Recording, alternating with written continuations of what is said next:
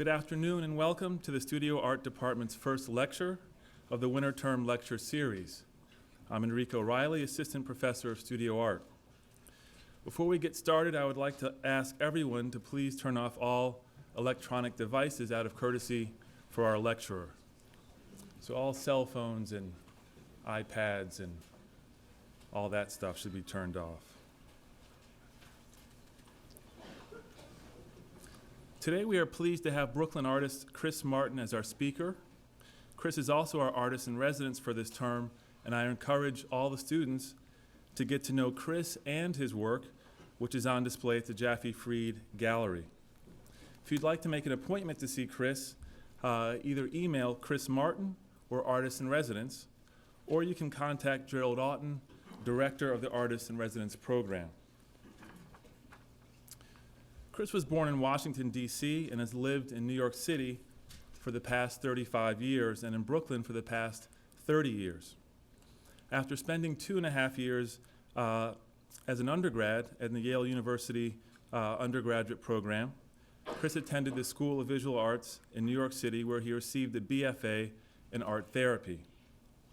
Chris is shown widely, having solo exhibitions at the Nerman Museum in Kansas City, Mitchell Innes and Nash Gallery in New York, by whom he is represented, Daniel Weinberg Gallery in Los Angeles, Malka Fine Arts in New York, Sideshow Gallery in Brooklyn, Pierogi Gallery in Brooklyn, just to name a few. Group exhibition venues include, and again, this is just to name a few, the Saatchi Gallery in London, the Tang Museum in Saratoga Springs, New York, the Edward Thorpe Gallery in New York, Bravin Lee Programs in New York, PS1 Contemporary Art Center in New York, and again, this is just a few of Chris's many group exhibitions. Chris's work has been reviewed by the New York Times, Art Forum, Art in America, Art News, The Village Voice, the Brooklyn Rail, and Modern Painters. His numerous honors and awards include a Guggenheim Fellowship, a Pollock and Krasner Foundation Award, 2 National Foundation for the Arts grants, a New York Foundation for the Arts Fellowship, and the Richard and Hinda Rosenthal Award, awarded by the American Academy of Arts and Letters in New York City. His work is in the collections of the Corcoran Gallery in Washington, D.C., the Museum of Contemporary Art in Chicago, the Nerman Museum in Kansas City, as well as numerous private collections. Please join us for a reception for Chris and for his work, which is again hanging in the Jaffe Fried Gallery directly following this talk. There's also another exhibition concurrent with Chris's exhibition. Gerald Oughton, who's the Director of Exhibitions and also teaches drawing and architecture, is having a show of new works on paper in the Strauss Gallery. But right now, please help me welcome the artist, Chris Martin.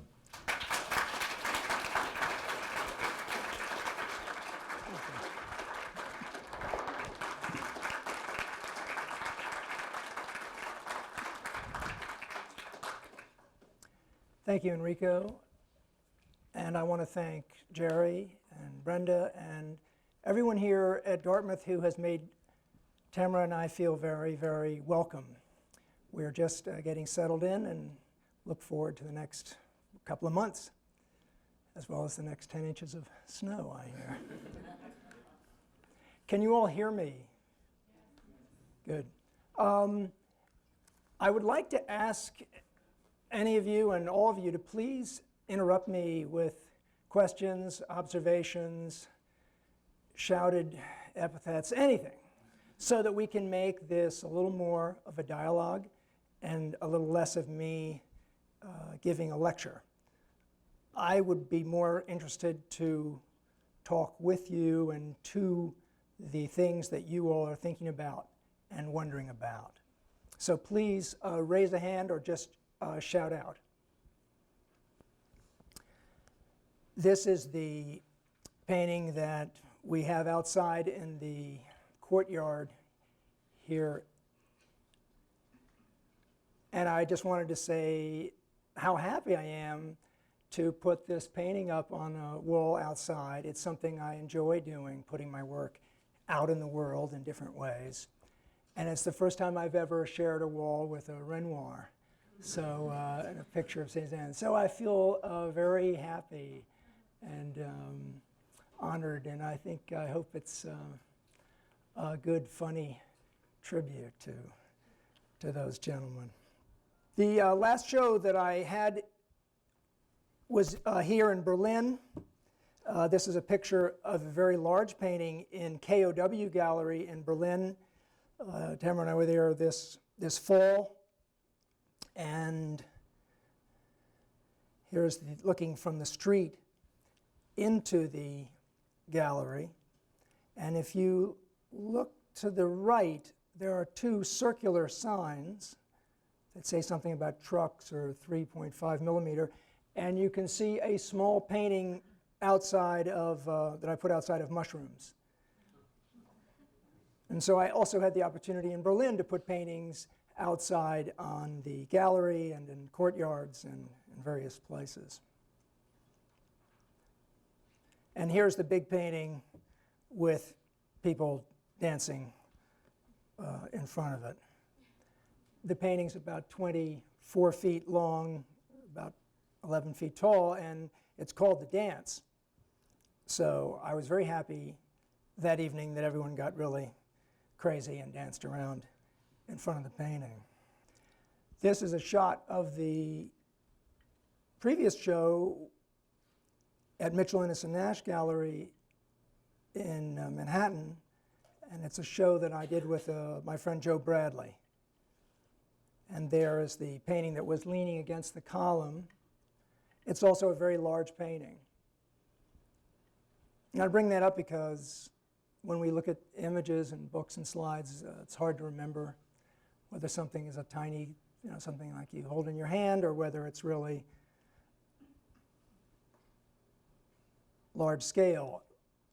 And I've been obsessed, I think, with making very, very large things ever since I was in high school. And I've been asked often about that. Why do you make such large painting? What's the meaning? And ultimately, I don't really know. I do know that it's something that I just love doing. When I get working on something that's well beyond my own body size, 12 feet, 20 feet, 30 feet, I get really excited by it. It's just fun. It's really fun. And this painting has phonograph records glued to the painting.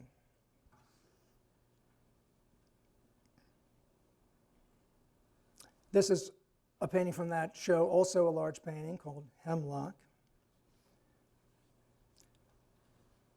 And it has collaged photographs of mushrooms underneath the hemlock tree. And this is a portrait of Joe Bradley. Looks just like him.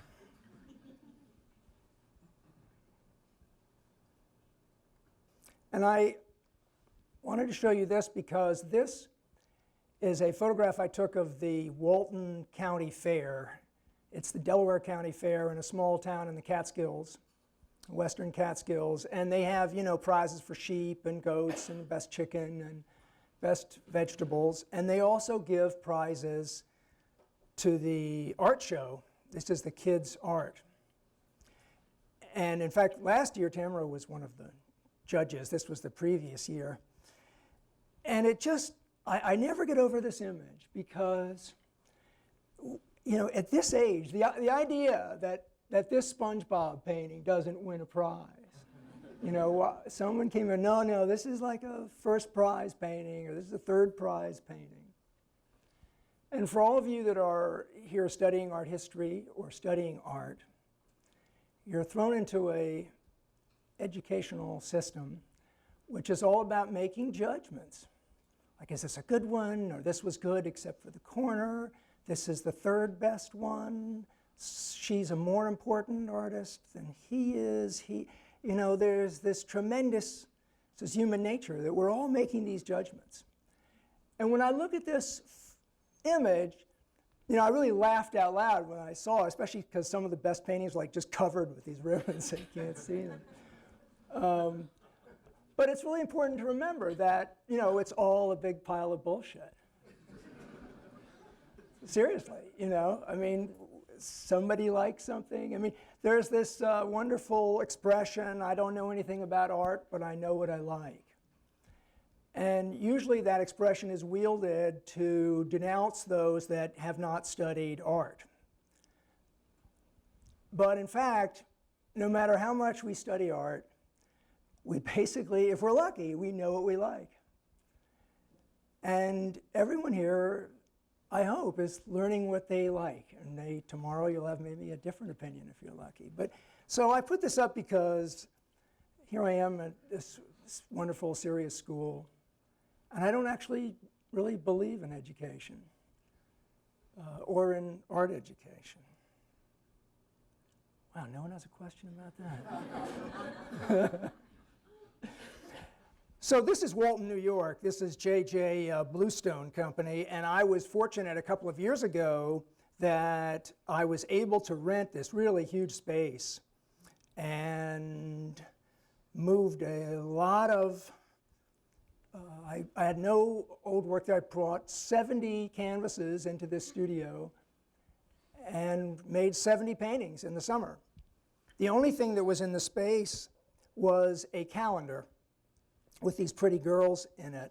And I saved the calendar because I thought the girls were going to be like my muses. You know, it was like this great kind of. And then eventually one of these ladies, I ended up cutting her out and putting her on a painting. And when I glued her down, I could see that the grid of the calendar bled through her body. And that made me think of this man, Alfred Jensen, who was a great American painter. He's the generation of the abstract expressionists. And he's someone that I've been very interested in his work, and I suddenly thought about Al Jensen, and so I dedicated the painting to Alfred Jensen. It's kind of a self-portrait as a beautiful young black girl saying good morning to Alfred Jensen. And so these are photographs of the studio in Walton the first summer. And it is so much fun to have all this space to play around in. Chris, you just rented? Rented this space. I had 7,000 square feet. I mean, I was walking through the art building and I saw that you all are just starting the term, so people were just getting their little cubicle spaces kind of separated. And my first studio also was a space about this big. And I was really happy to have it. It was great.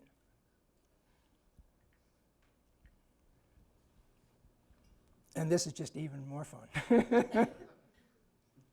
Here's a painting from that summer on JJ's truck.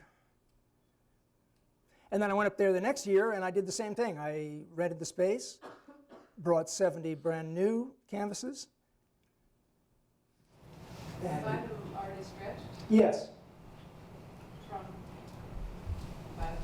from Jeffrey Barron's Fine Arts. He made the stretchers, stretches them, gets them all ready for me. Great luxury. they're primed and All primed. And maybe if I get him to start making the paintings, it'll really be, it'll be easier. And two of the paintings on the wall there are paintings that I bought at thrift stores in Walton and worked on myself. The small one on the right, there's a couple of Indians. It was this wonderful painting of Indians around a campfire. And I worked on that painting for several years. It's now in New York.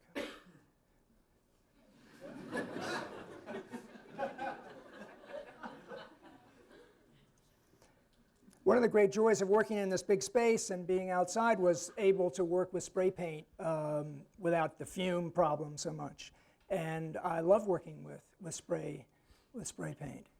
And certainly one of my big influences and inspirations in New York or anywhere in America and in Europe too is all this, I hate the word graffiti, but all this fabulous art that's being made usually with spray paint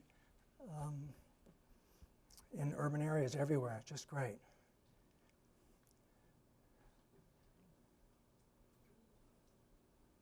And this is from a group of paintings that's made with burlap, where I was throwing burlap and collaging different objects on the paintings. And this was a hot dog. We were in Germany, and I did a really good job on the mustard ketchup thing. And I went, oh man. So I took a photograph of it. And what's interesting to me is that if you know, this is 3 yellows surrounded by 4 reds. And this painting is also a 7. This is 3 reds with 2 blue and 2 yellow. But it's 3 divided by 4 or whatever the hell, you know. And I realized that the way I did this hot dog, I mean, I wasn't thinking about designing the hot dog when I worked on it. Like, what will I do on this hot dog? I just did this, and I realized this is something for me personally that is part of my DNA, or it's something I'm obsessed with. And I can say that because I'm going to take us back to when I first came to New York. And this is a painting I made in 1980. It was a very important painting for me, and I look at it now and I see that this person here has 4 legs, and there are 3 kind of doorway spaces in between the 4 red lines. And those forms of the 3 into 4 is something that I have worked with, sometimes struggling, sometimes happy, that I've found myself obsessed with for a long time. This was an important painting for me because when I came to New York City in the 70s, I dropped out of college. See, I really don't believe in education. And I came to New York, and the atmosphere in New York City in the 70s was very different than it is now. It was very much about minimalism.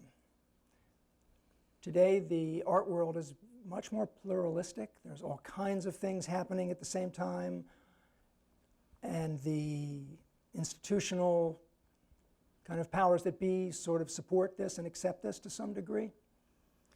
But when I came to New York, serious work was very geometric and very simple, largely. And so I cut my teeth by painting like my heroes, like Bryce Marden or early Al Held. I was interested in Elizabeth Murray's early paintings. But I always struggled with the desire to bring the more important events in my life directly into my work. And I had a dream about a griffin. I didn't know what a griffin was, actually, but I had this very vivid dream about a griffin. A griffin is a winged lion-eagle thing. And I was working on this painting, and I sort of saw that there were sort of legs, and I scratched in the kind of wings on top, so it's kind of a crude glyph of this beast. And for me at that moment, that was so affirming that I could have a dream which was troubling and powerful for me, and that it could be in my work, that my work was a way of living my life.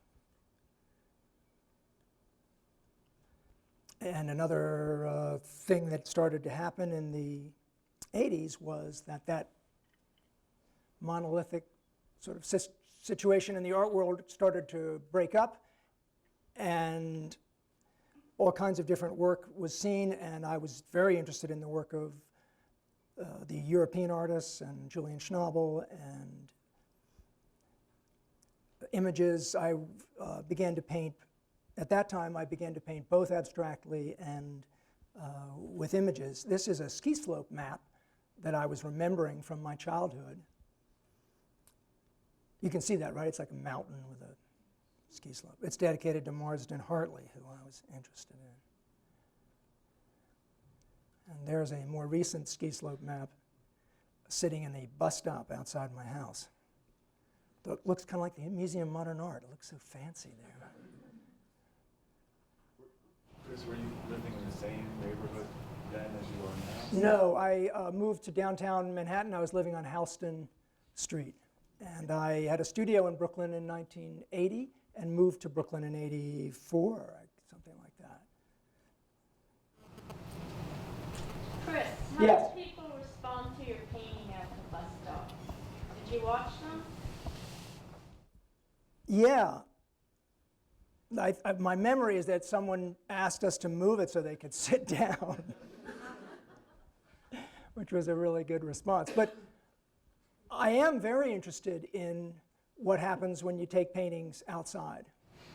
Is it more of like how the painting looks outside, or how people respond to the work outside of what's considered an art environment? Both. You know, in a studio, if you have a really big studio, maybe your studio is 50 feet long, so you could get 50 feet away from your work. But you take a painting out to a bus stop or you put it in a field, you all have all this space here. If you wonder what your sculpture or your painting looks like to get some literal perspective on your work, it's really fun to take your work and put it outside. And then the other side of it is that the work is in the world right away. I noticed that the couple pieces that you showed of work outside, they were shaped very differently than a lot of the work that you're showing on gallery walls. Do you think of it more as an object in some way at all when you put that out, or are they stretched canvases? That's just an accident. The two that you saw were on these shaped canvases, but not a particular issue about inside, outside. Do you work with a lot of natural lighting in your studio? Because I know you said sometimes you work outside with spray paints and things. I'll work with any lighting at all. I have found that I do most of my work at night. I don't know why, but I often do. So whatever the lighting is okay. This is a painting of psilocybin mushrooms, also from around the early 80s, when my work went through a lot of changes. This is the Ganges in Benares in India, and in mid-80s I took a trip to India and Asia and had a very profound time. It was a very affecting experience for me to go there, and it certainly changed my way of thinking about my art as well as the world. This is after I came back from India. I was interested in the idea of making large paintings very fast. This is a 14-foot tall painting. It's one of these winged guys again, made with latex paint in a day. And in the past, up to then, I've been making these big paintings, and I was very serious about the idea of engaging with the large paintings and thought of them as kind of masterpieces, that you put all this time and energy into making this really big statement. When I came back from Asia, I kind of let go of some things, and one was the idea that, I was interested in scale, so I thought, well, I'll make a big painting in a day, why not? This is a painting made on aluminum foil. I became interested in a variety of materials, and usually that happened because the materials were in my studio for whatever reason. In this case, I used to cover these big buckets of paint with aluminum foil to keep the paint dry. And so there was lots of foil and bits of foil, and I loved the way the foil looked. And at a certain point, I decided to glue down foil onto canvases and work on the foil with oil paint. It's a painting on stilts.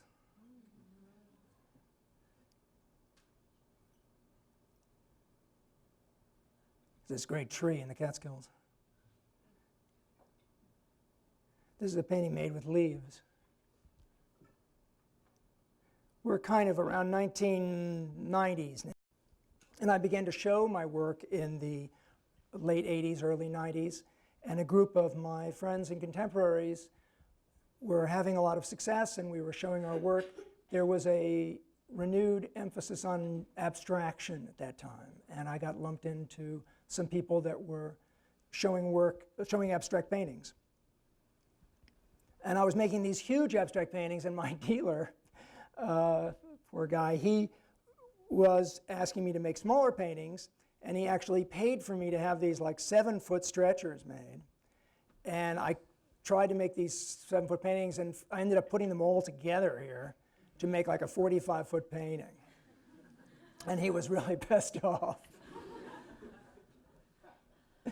Around that time also, because there was this whole emphasis on abstraction and people were talking about my work in the context of abstraction, I don't know what the fuck abstraction means. I hate the word. I didn't like the idea. I was not interested in semiotics or the self-referential language of abstraction.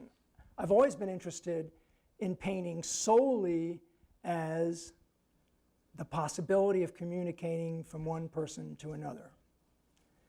And in my case, I was obsessed with the landscape in the Catskills. So I was making these paintings with these long serpentine forms, and I was thinking, you know, this is this lake. And people were coming in and saying, well, this has to do with the form. And I was thinking, how do I make this obvious? So I started writing on the paintings, either the title, or in this case, I wrote this long thing all about lying on my back in a canoe. And it wasn't a very good idea, really. But it was an attempt to sort of put the content right on the painting so people would say, well, he thinks he's making a painting about a lake. And that little girl there is my daughter Meredith, who's now in graduate school. And I had hair. Around that time, I went through a lot of changes in my life, and my marriage crashed, and the art world crashed, and kind of withdrew from the art world. And I began to do a lot of different activities and work simultaneously, including worked with a performance troupe in Brooklyn, did various sort of guerrilla actions. Here we were doing I was painting with fire with a group of people. We used to put people in a truck and we would drive them around, then we would open the truck and they'd all come out and we'd do some weird thing, and then they'd all get back in the truck and we'd take them somewhere else. I worked with some African drummer guys. This is this great painting at our food co-op in the Catskills. Here was something I was doing at that time. I was also drawing.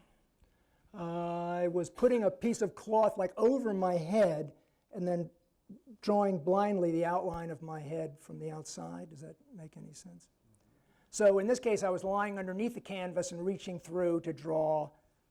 You know, I thought I was doing like some kind of heavy Vesuvian man self-portrait. And my daughters came in and they looked at that painting and they said, oh, look, Daddy, a kitty. And when I look at the ribcage now, I see it's definitely a kitty. And so that, I kept it. This was a painting I made with my daughter Meredith. We were putting the painting on the floor, which is often a way I work, walking or working on the painting, and she was crawling around painting planets and turtles. It's about 14 feet wide. And here she is, it's so spooky. She was interested in turtles, and here she is doing environmental biology work with turtles in the Gulf of Mexico. This is another performance painting.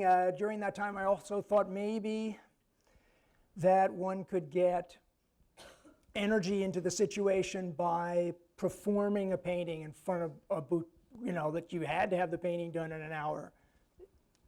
So I worked with these Nigerian drummers and a group of people, and we would make these paintings in front of various audiences with music, and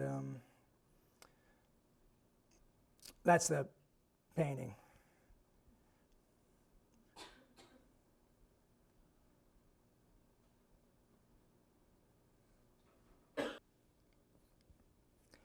And it was a very difficult time for me for various reasons, but in my work, I really suffered because I was making a lot of different kinds of things at the same time. So this painting, which is some kind of crazy surreal landscape, was painted at the same time as this painting, which is dedicated to St. John of the Cross. So I was feeling torn very much between different kinds of work. And the problem wasn't that I was making different kinds of work. It was really my own feeling that this wasn't, because in the New York art world, more perhaps than in the European art world, and certainly it's a different situation now, but at that time, there's the sense that if an artist knows what he or she is doing, then they stick with it. And especially in the world of quote-unquote abstract painting, there's a big emphasis on someone having a signature image. Part of this is financial. You know, she does circles. Everyone knows she does circles. We can sell circles. You walk in, you see a circle, you know that's her work. So there's a sort of a commercial, you know, logo element to it. But there was also a deeper, I think, more troubling thing, and that many people in the art world felt that if you believed in painting circles, then how could you believe that you painted a duck the next day? Like you woke up and wanted to paint a duck, and you painted a duck. Well, if you painted a duck, but I thought he was serious about the rectangles. And there was the sense, it was something that I had to work out, and it was certainly prevalent. It's still a part of the way historians and critics look at work. They look for some kind of commitment that has to do with sort of a recognizable theme. I had begun working as an art therapist at this time. I went back, as Enrico said, I went back and got my college degree in art therapy, and I began working in a variety of settings, state treatment settings, hospitals, drug treatment programs, with men and women living with AIDS. And I was working pretty full-time for a long time, and so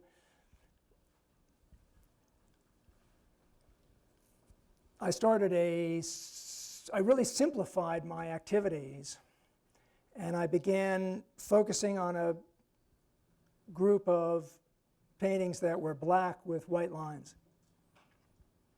And the smaller paintings were still much more varied, but I started a group of very simple paintings, and part of it had to do with, you know, I would get up before work or whatever, or I'd come home and I'd have like an hour and a half or 2 hours, whatever, and there was when I had these really simple paintings, I could come into my studio and I could make a move. I could change the painting very clearly, very quickly by just painting out the lines and moving them or whatever. So I ended up coming back to a kind of bare bones situation for myself. This always looks very Guston-esque to me. I mean, Philip Guston, like a little stage.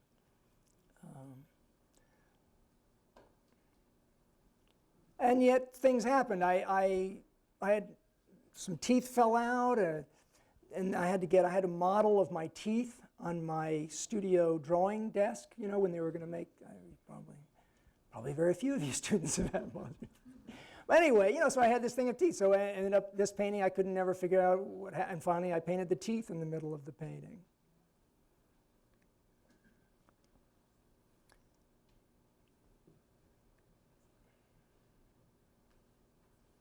This was my favorite one of that whole period. Why? That's a good question. I just loved it. When I made that painting, I was just laughing at it. It seemed to have this real presence. This painting is 12 feet wide by 11 feet tall about. And it seemed when I made that painting that like someone had moved into the studio. And I'm looking at the painting and I'm thinking, you know, this person, you know, they're there. Like they don't need me anymore. Like it was done. They had arrived. Does that make any sense at all?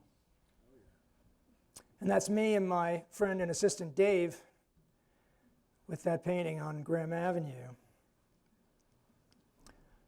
I kind of started to come back into the art world that time, and I had a show at a gallery in Brooklyn called Pierogi Gallery, and we just showed these two giant paintings.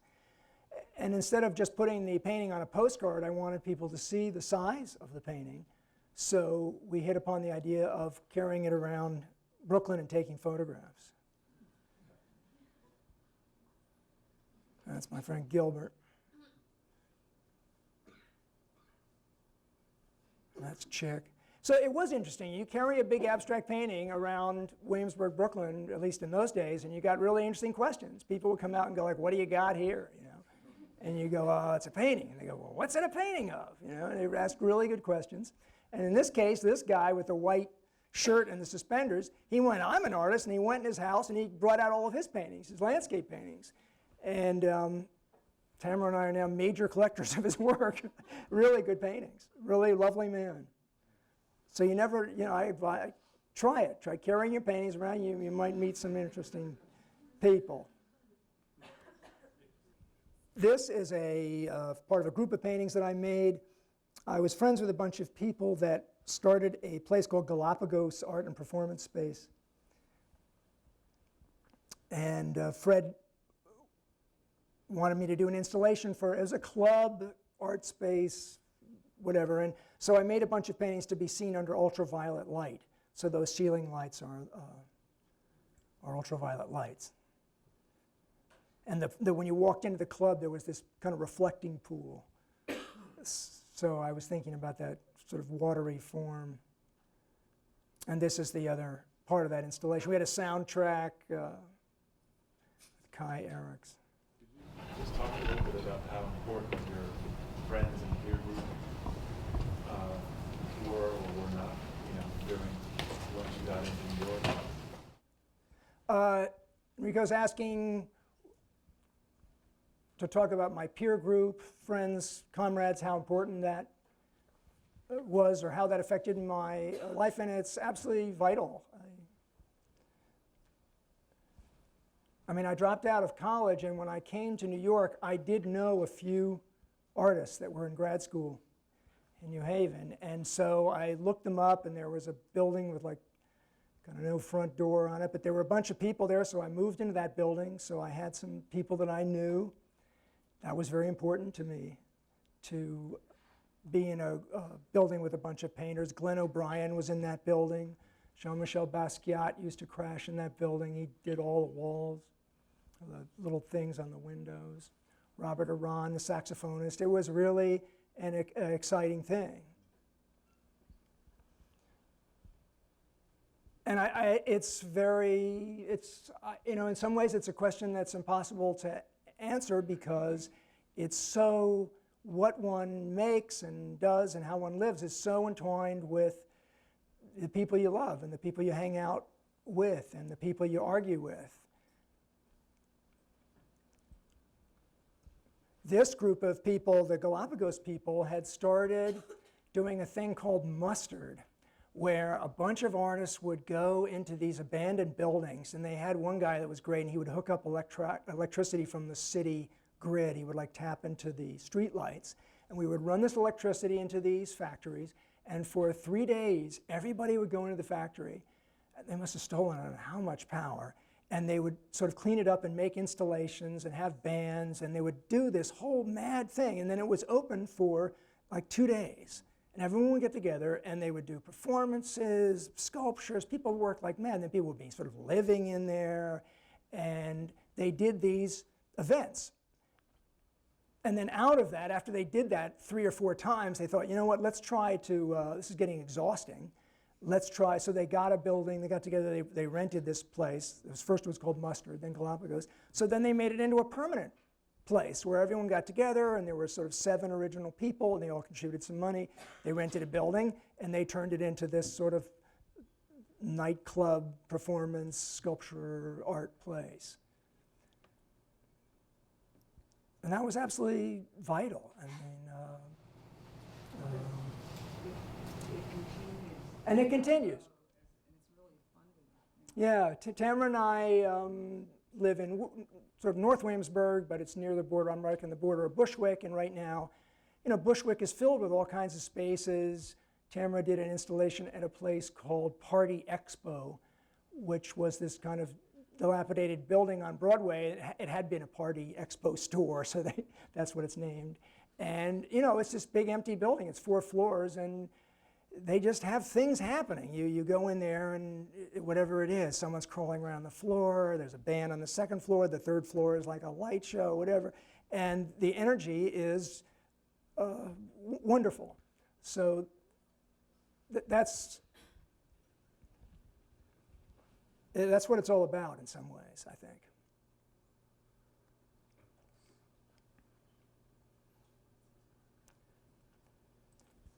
I went back to India this is around 2002, and I went back to that town, Varanasi, which is a holy Hindu city on the Ganges. And it's interesting, the whole city is on one side of the river because that's the auspicious holy side of the river. The other side of the river is just blank. And all of the pilgrims and people go down to the river at sunrise, and they perform rituals and worship as the sun rises on the river. So that it's a very, very kind of powerful place for various reasons.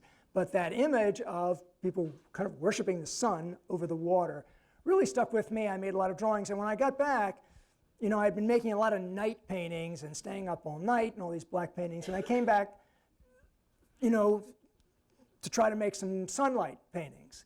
And so this is one of the first of this group of paintings that are really about the Ganges and about Varanasi and about staring into the sun on water, which we've all done. There's that wonderful feeling of almost like feeling, warmth on your face. You're sitting on the dock or something, and the light is coming from below almost. And so I was hoping to make a group of paintings that really had that, this is a group of people singing in my studio. We had that painting. I put some frogs on it. And here's another one of these big sunlight on the Ganges paintings. And this is also a time when I looked back at a group of artists that I hadn't really thought about in a long time, and that was the color field or whatever, painters. And I was really looking very carefully at Alfred Jensen again, who's one of my heroes, and the size of some of that work and the attempt to create a kind of energy through color is something I'm still very, very interested in. At the same time, it's not an abstract painting. You can see there's a little sun going up the front of the painting, right? Sunrise.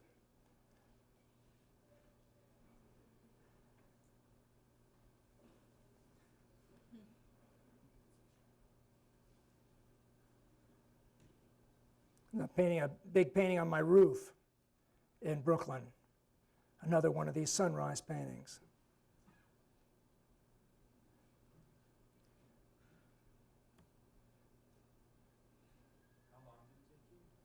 That painting took a couple of days. This woman took these beautiful photographs. I had a chance then around 2000, I don't know, was it 3, 4, 5? To show a bunch of paintings at a gallery in Brooklyn called Sideshow Gallery, and a lot of things it was just a wonderful feeling of kind of energy of the community, and these are all these India paintings. And so I invited a bunch of my friends and artists to assemble down on the Williamsburg shoreline of the East River. When you say they're Indian paintings, were they inspired by things you saw in India? Is that what you... Yes, and inspired by the experiences of being at Varanasi. So here are those paintings with, this is the answer to Enrico's question about how important is the community to you. And so that's the answer to it. Could we also talk about the ecstatic? It seems that it's a really hokey thing to address the ecstatic and very dangerous in a lot of ways, but it seems like you have managed to pull that off. And I think this is a really wonderful ecstatic moment where you both take the painting, but then add the people, add the whole scene. Can you say more about that? Well, thank you. And everybody hear the question? And, you know, it's sad but true, but there's some paranoia in this question about, are we allowed to address the ecstatic? And why are we, who are the mind control people that are so afraid of talking about the ecstatic? And it's true. The art world or whatever, the powers that be, or however, this giant empire of America gets uncomfortable when artists are staggering around drunkenly and talking about the moon or worshiping the goddess or jumping in the river.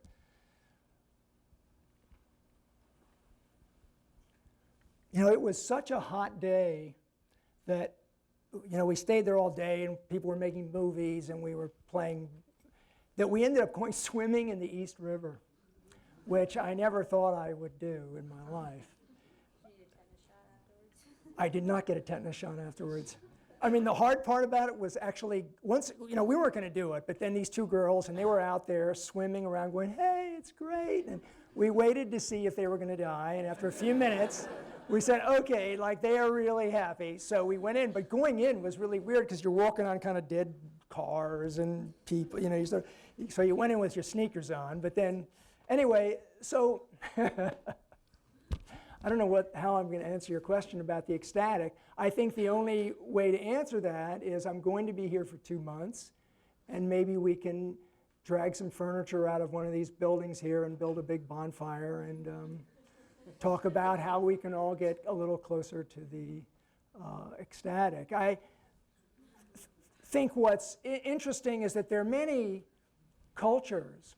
There's a lot of art. Oh, I'm about to point over here. It's upstairs or down, or wherever it is in the Hood Museum, so-called primitive art or whatever. And it's such profound art. And many world cultures, the purpose of the artist is deeply connected to the ecstatic. And I think that what's important for us to be allowed to celebrate the ecstatic is also at the same time for us to be allowed to acknowledge and really dance the tremendous sadness that we are all living with. And the culture which suppresses and is uncomfortable with expressions of ecstasy is also equally uncomfortable talking about people are dying, or we are destroying all these mud huts with $1 million missiles, and we think it was 25 militants or something. But actually, like, you know, young American boys in Las Vegas are controlling computer robots, and every day you see little things in the Times. We killed 16, we killed 45. You know, people are getting slaughtered, whether we need to slaughter them or whatever. And this is politics. But the fact is that there is a lot of wars going on right now. The environment is deeply threatened. There's a lot of things for us to be weeping about and grieving for. And so I think that the ability to, maybe, I'm just imagining this, the ability to be happy, you know, to dance crazily is also the ability to weep when we need to. I don't know if that makes any sense or not. But thank you for asking that question. This is a painting called Long Lake, and it's a 25-foot painting, oil paint, that was in the show at Sideshow Gallery. They have 2 big rooms, and in one room I just put this painting, the one painting, which is kind of the moonlight dark painting, and in the other room I brought in sort of everything. And I brought in my children's paintings, paintings of my friends, my grandmother's landscape, my children's pet monkey, some videos. We brought in sort of everything else.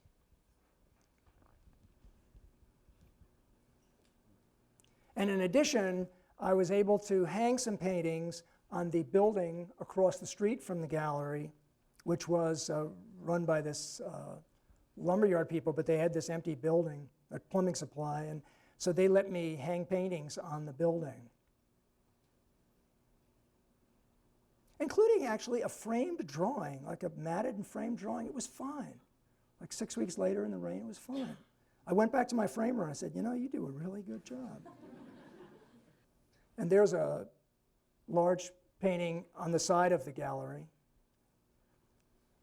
This painting is called Meni Karnika Ghat.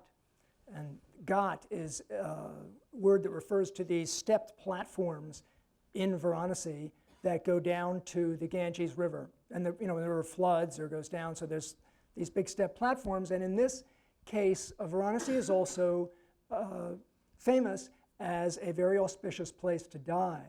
And so people come there, or people are very sick, are brought there, and when you die, your ashes, you're cremated right on the banks of the river. I think they're changing a little bit now, but in those days, the cremation pyres were going 24 hours a day at the side of the river, and then the ashes are put into the Ganges, the holy river, and it actually is a way of stepping out of the cycle of reincarnation. And so most of the paintings that I made that were inspired by India were about these sunlight worship paintings, but then some of them, in particular this one, got really dark, and my friend Frank Moore died while I was working on the painting, and so this became dedicated to Frank, and it really was about that experience. There's actually a certain building that kind of looks like this behind the cremation ghats. So that's about that painting. Oh yeah, it's funny. So funny because I showed the painting on the side of the building, and then, not this last time, but previously I had this painting in this little show in Berlin. We just put up one painting and the drawings with me. And it's so weird. Like the 2 times I've showed this painting, it's been shown against a bubble letter graffiti thing. I love that.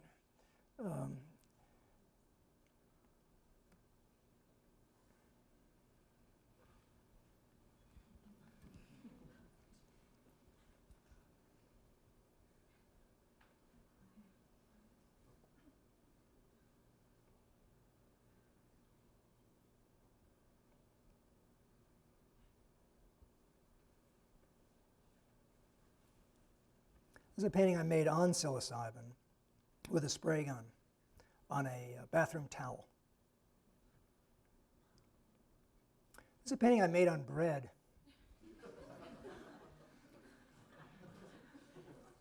There's this thing about you're being in your studio, you're eating sandwiches, there's like half-eaten sandwiches. I remember once going to pick up a sandwich and there was like red paint all over it. I just ate it anyway. And at a certain point, I think I had one painting, I stuck some bread on I just stuck what I was eating on the painting. Then I thought that this would be an interesting idea to make the paintings, seal the bread with plastic gel medium and then paint on the surface of bread. And Wonder Bread is pretty close to acrylic anyway. There's a painting made on pillows. At one point we moved. We were living in the studio, and then we had the opportunity to move upstairs to a nicer place. And I was going to carry the pillow. My partner said, "We're not bringing those pillows up with us." So I had these. Instead of throw them out, I ended up making a painting with them.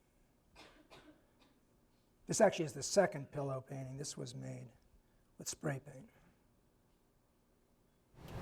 Do you ever do any sculpture with pillows of bread or anything like that, or is everything always on canvas? I think I'm always making kind of weird little sculptures in my studio, and some of them I have saved. I'm not so invested in the idea that I'm a painter. I take photographs, I do performance things sometimes. I think that the thing that probably the caution for me in sculpture is just the storage problem.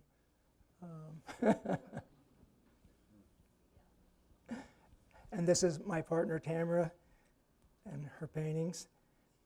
And in light of that comment about the community, I think that's a very, Tamara and I have been talking about painting and everything else for a long time, and certainly we are a great influence on each other.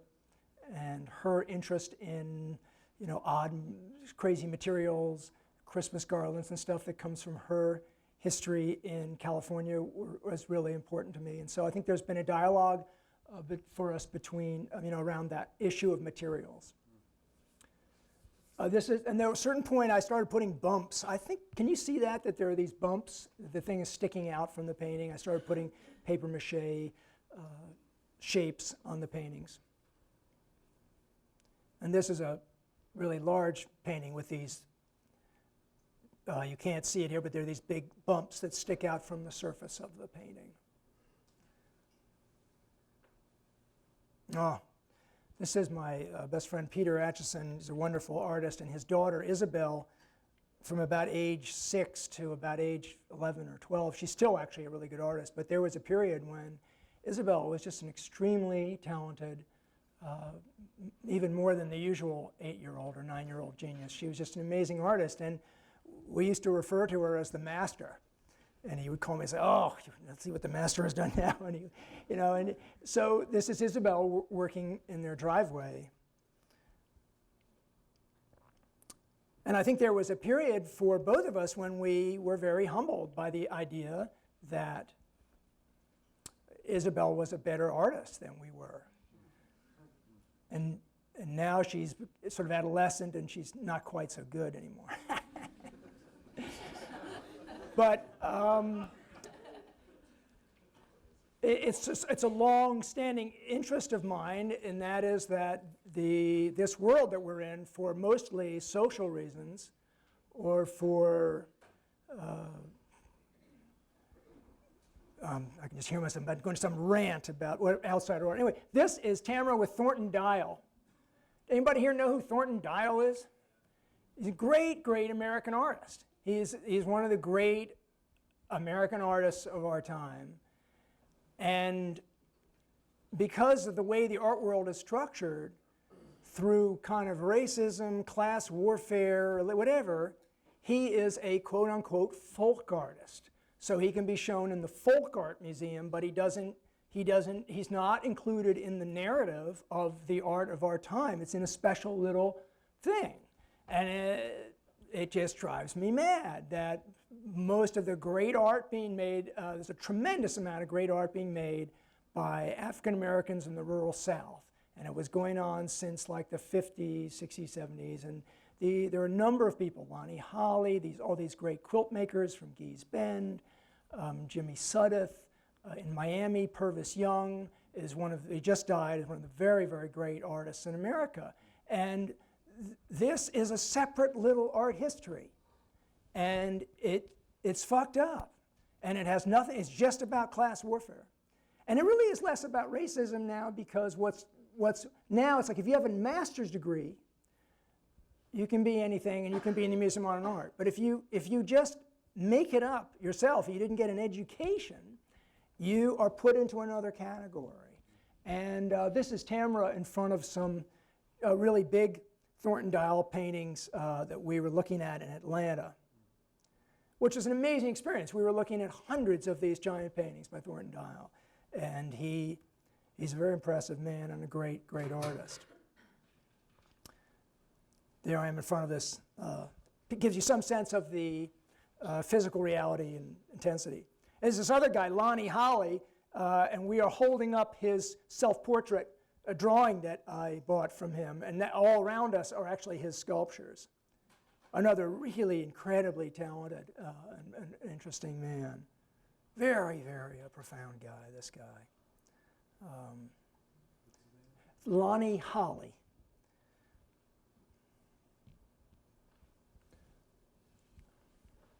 Something I made in Ohio with a bunch of graduate students.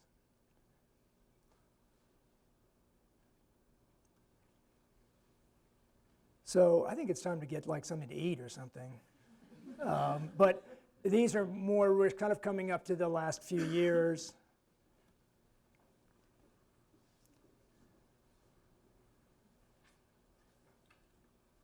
And I think that the way the collage, or people act as, in some ways, as if there's some, this is a painting with glitter and spray paint. I love working with glitter. When I was working as an art therapist, see, there's an abstract painting, but it's got a bird in it.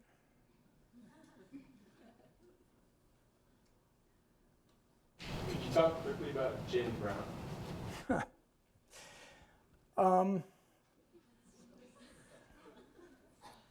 When I grew up in Washington, D.C. in the 60s, you know, I listened to Motown radio and WOK, WOL, and so you know, there was a great generation of musicians. And so that music really informed me and really was the most, in some ways, the most exciting art that I was ever exposed to. And then when James Brown died, it's 4 or 5 years now, I was surprised at how emotional it was for me. And I started taking my records, I still have my James Brown records, and gluing them into paintings. And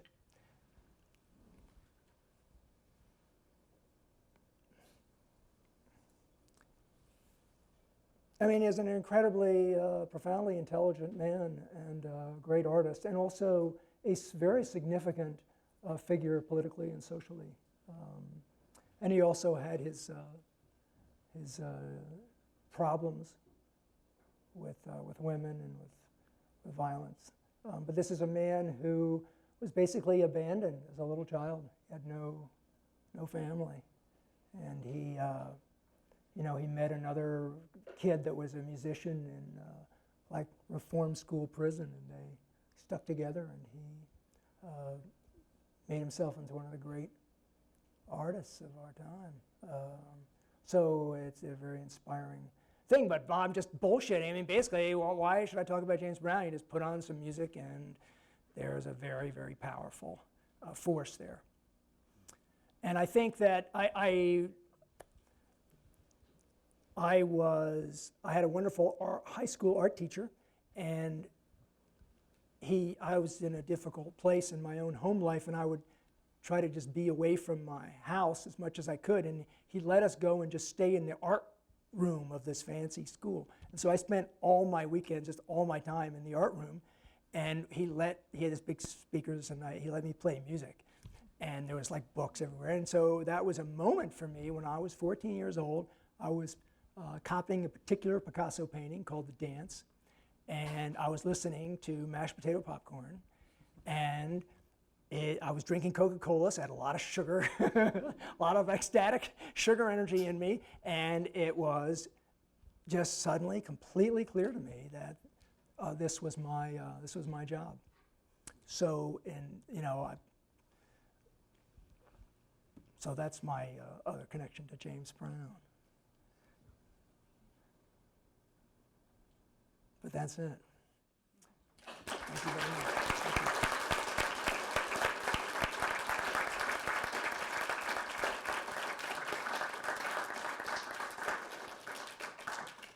So any questions at all, or we can just go eat, whatever you. But seriously, any questions at all? Yes. I'm just curious about, so you also show your work outside of gallery spaces. You try to show it in the exterior places, common spaces, public spaces. Just curious about how do you market your work? Market your work in terms of selling it. Do you sell it on the streets, or do you, how do you make a living as an artist? Obviously, you're represented by a gallery. So just wanted to hear in terms of how come you are following a system in that direction when you talk about a system in terms of academic institutions or whether it's for, you know, valuing artwork. And who are the people that buy work and, you know? Can everyone hear this question? It's basically it seems like how do I make a living? And the last 4 or 5 years, I've been very grateful to find a lot of support for my work, and there have been people that have been selling a lot of my paintings, and I'm very happy about that. I'm very grateful for that. I have a gallery in Berlin and in the West Coast and here in New York, and the people that I work with here in New York, particularly a man named Jay Gorney, are just wonderfully supportive, and I feel very lucky that I have the relationship with them that I do, and I'm very happy to be able to get my work out. I mean, I'm here talking to you, and I have my paintings up because of a lot of the work that these people, these gallery people, have been doing with me and for me. So there is a system for selling paintings in America and pretty much worldwide now, where galleries show work and they sell work and they take a cut of the work, and there are these art fairs and all of that. And I am happy to be part of that, making money through that system. At the same time, that doesn't mean that I think this is the most fabulous system or way of getting my work out in the world. You know, for 12, 15 years, I worked pretty much full-time as an art therapist or whatever, a counselor or a case manager. And it was very interesting because I worked with all these nurses and social workers, and doctors, whatever, CNAs. And, you know, they would be like, oh, you're an artist, yeah, yeah. And then at some point in the conversation, they'd say, oh, do you sell your paintings? And I would go, yeah. And they'd say, well, what do you sell a painting for? And, you know, it was embarrassing for me to say that a little painting of mine, if you have a gallery in Chelsea or you're in a group show anywhere, a little painting, you go into Chelsea, there's almost nothing under $2,000. That's like an unknown artist who has a little painting in a gallery for their first group show. It'll be $1,800 or $1,500. You know, and for these real people in America, they're going like, $2,000? Like, I can buy all my furniture for that, or I can get a car. You know, it's pretty crazy. And at the same time, I was doing a full-time job because I couldn't sell a lot of paintings at high prices. So the way the system is now, it's kind of crazy. I would have been happy if I could have made $40,000 a year like a good dentist, selling paintings for $400 a piece or $300 a piece, and I make, you know, that seems to me would have made a lot more sense to me. And I know that all my fellow artists that were all doing dozens of jobs and living in crazy ways in Bushwick and Williamsburg, you know, we all would have loved to be able to sell, you know, and you do sometimes, but to enter the system the way it is now, it's a system that is geared to making artwork very, very expensive. I mean, how many people here in the audience could think about, I'm going to get a Chris Martin drawing for a couple thousand? Why the fuck would you spend your money on that? You know, make your own drawing.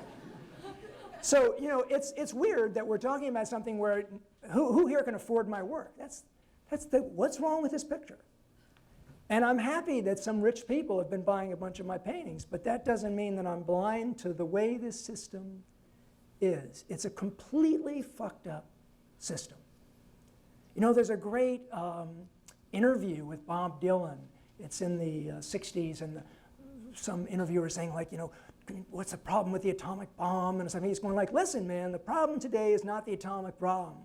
The problem is the museums. And he's right.